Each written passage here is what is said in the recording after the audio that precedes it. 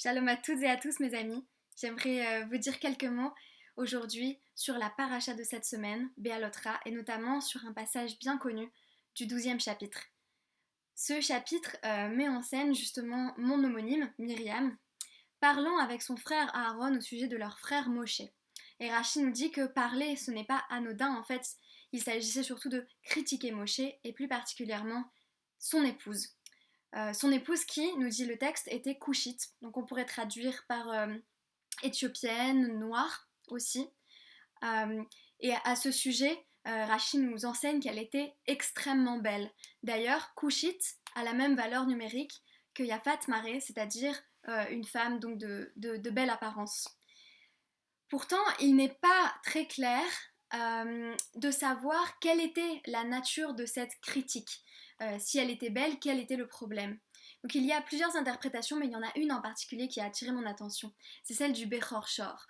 Bechor Shor, donc Joseph ben Isaac Bechor Shor d'Orléans, qui a vécu au XIIe siècle, qui est donc un tosaphiste et exégète français, qui nous dit que ce que critiquaient Myriam et Aaron, c'était le choix qu'avait fait Moshe d'une femme qui n'était pas de chez nous, une femme étrangère. Pourquoi a-t-il fallu qu'il aille jusqu'à Couche, jusqu'en Éthiopie, pour choisir une femme qui, si elle était noire d'ailleurs, ne nous ressemble pas. Donc on a là un rejet de la différence qui est supposé et qui est d'ailleurs critiqué, puisque Myriam sera punie pour sa médisance. Pourquoi Myriam On nous dit que c'est parce qu'elle a été la première à aborder le sujet et à en parler. On nous dit en effet quelques versets plus loin que Myriam est affligée d'une plaie de Tsoraat. Donc elle a une maladie de peau qui est envoyée par Hachem et à ce moment-là, Moshe prie pour elle et pour qu'elle soit pardonnée.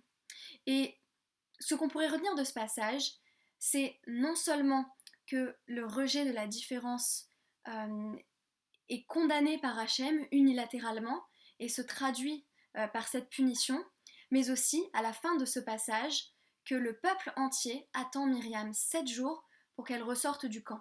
Et pour moi, cette attente, outre qu'elle symbolise combien Myriam était aimée du peuple, nous rappelle que les changements dans la société, les changements de représentation de la différence sont lents, peuvent demander une attente, demandent une évolution lente des représentations et nécessitent que l'on décortique nos préjugés, que l'on soit prêt également à attendre à apprendre et à attendre ceux qui sont en train de le faire.